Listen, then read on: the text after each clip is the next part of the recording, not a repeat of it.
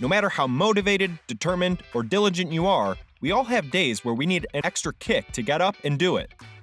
The good news is, never it's too late to be a success story. Welcome to Lucid Luxury, the #1 hotspot for where you can get the details of the wealthiest people in the world. We also cover the lifestyles of millionaires and billionaires worldwide, from as many as 60 different countries in multiple videos. You will get to see their luxurious cars, homes, mansions, vacation spots, and more. Wealth may often seem unattainable, but tales of rags to riches show that everyone can be rich if they work hard and make good choices.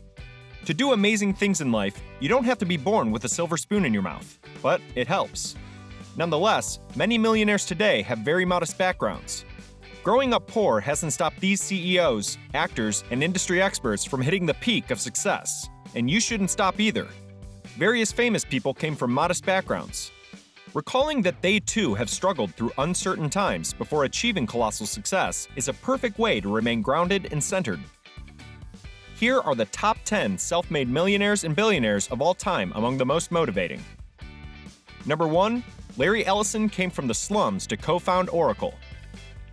Larry Ellison was born after World War II on New York's Lower East Side, when the neighborhood was already impoverished and teeming with refugees trying to make a living.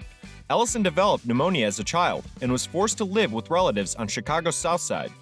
Despite these challenges, he was able to continue his education and entered software development laboratories in 1977. This decision was a crucial one since the firm was renamed Oracle in 1982. This corporation generates $38 billion in revenue a year, and Ellison, who stepped down as CEO in 2014, has amassed a net worth of over $46.2 billion. Number 2, Du-Wan Chang worked 3 jobs to survive. Du-Wan Chang, the famous face behind Forever 21, was born in South Korea and immigrated to the United States in 1981. He held 3 jobs before founding Forever 21 as a gas station attendant, a janitor, and a coffee shop employee. In 1984, he formed the brand and opened the first clothes store after a 3-year hiatus. Taking advantage of the benefits of fast fashion, this family business expanded rapidly. Forever 21 is now a multinational corporation with 480 stores around the country. It has since been able to generate a revenue of $3 billion per year. Chang's 2 daughters also joined the firm, bringing the company's next generation into the fold. Number 3, J.K. Rowling went from a struggling single mother to one of the world's best-selling authors of all time. J.K. Rowling struggled with depression, financial problems, grief for her mother's death, and trying to parent a child alone while on benefits. She took solace in focusing on her writing while her daughter slept at the end of a long and painful journey.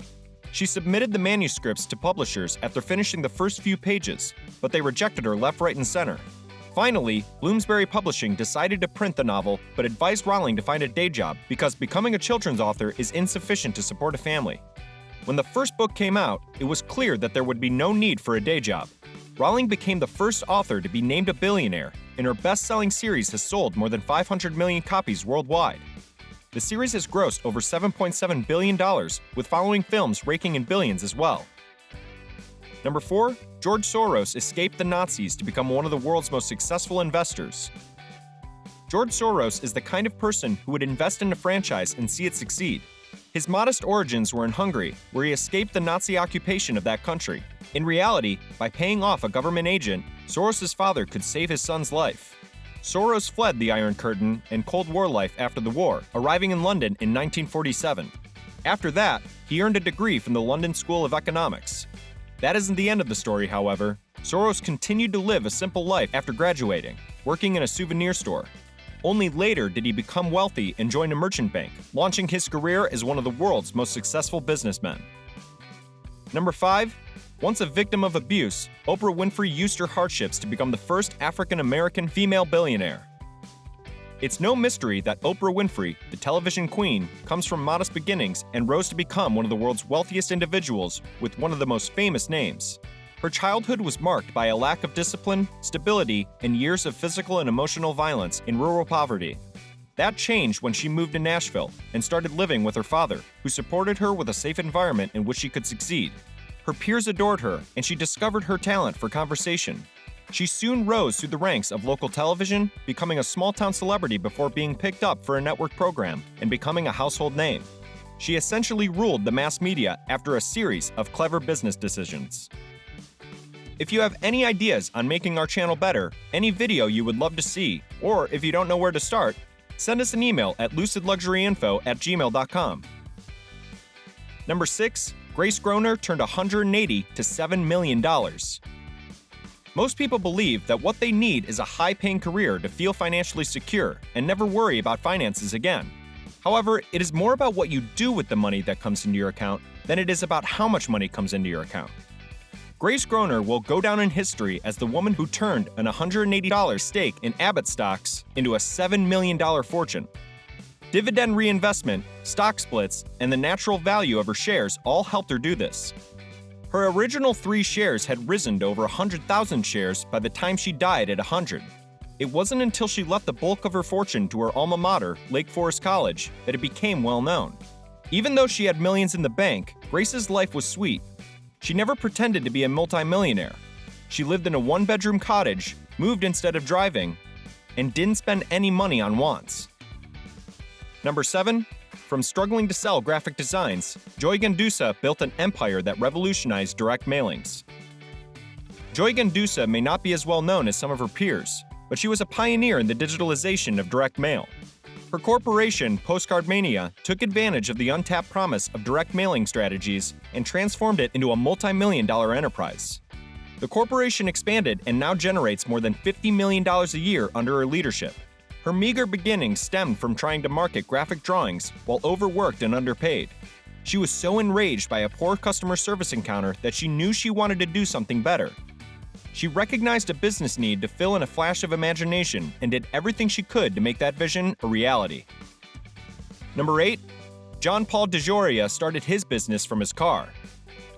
John Paul was a first-generation American whose entrepreneurial career began when he was 10 years old and began selling newspapers and Christmas cards to help support his family financially. As he became older, DeJoria got more dissatisfied by the number of cosmetics tested on animals. Shampoos, conditioners, soaps, and pretty much every other potentially harmful cosmetic substance was tested on animals. The entrepreneur decided to provide an option for those who shared his viewpoint. In 1980, he and his friend Paul Mitchell borrowed $700 from the firm where he worked and founded John Paul Mitchell Systems, a cosmetic business that did not test its products on animals. He slept in his car and sold goods door to door, and he quickly found that his customers shared his enthusiasm for his product. He is worth $2.7 billion in 2020. Number 9. Kevin Plank was a visionary despite long odds and growing card interests. When playing college football, Kevin Plank had the vision for what would become Under Armour. He formed and founded the company in 1996 with $20,000 of his capital and $40,000 in credit card debt since he had no partners. The company only made $17,000 in revenue in its first year. Plank kept contracting directly with 12 NFL teams and picking up demand from there, despite long odds, the credit card interests, and a market that didn't yet understand the commodity. Thanks to the perseverance, the company generated more than $5 billion in 2019 and shows no sign of slowing down anytime soon. While it took some time for Plank's products to gain traction, he never gave up on his dream or his vision for what it would achieve, and the risk has worked brilliantly. Number 10, you are probably watching this video on a device Steve Jobs helped create. Steve Jobs was born to immigrant parents and adopted by Clara and Paul Jobs, a California couple. He grew up in the area that is now known as Silicon Valley. Jobs was introduced to electronics by his father when he was a child, and he spent almost every day tinkering with various gadgets. Jobs was never interested in formal schooling and dropped out of college shortly after. He co-founded Apple with Steve Wozniak in his parents' garage during this period. The business expanded rapidly and became a multi-million-dollar success story, but things began to go wrong during this time. The inability of Macintosh to sell was the last straw in a market where new models were failing miserably. After several disagreements with the company's board of directors, Jobs was persuaded to resign by the company's CEO, John Sculley. Jobs found Next Computers Co. and bought Pixar Animation Studios after selling his shares and leaving his production behind. He returned as CEO after selling Next to Apple. His return to Apple resulted in the development of goods that will live on in the annals of time. The iMac, iPod, and iPad are only a few examples. Steve Jobs' creative nature put him ahead of his time at times during his career, but it also helped him become a billionaire in the end. Jobs' net worth reached $10.2 billion when he died in 2011. Rags to riches stories aren't only shared for the sake of people involved. They have the potential to empower entrepreneurs all around the world, entrepreneurs such as yourself. Chase those dreams. Remember, the only thing standing in your dreams of achieving a luxury lifestyle is not taking action. We'll see you next time here on Lucid Luxury.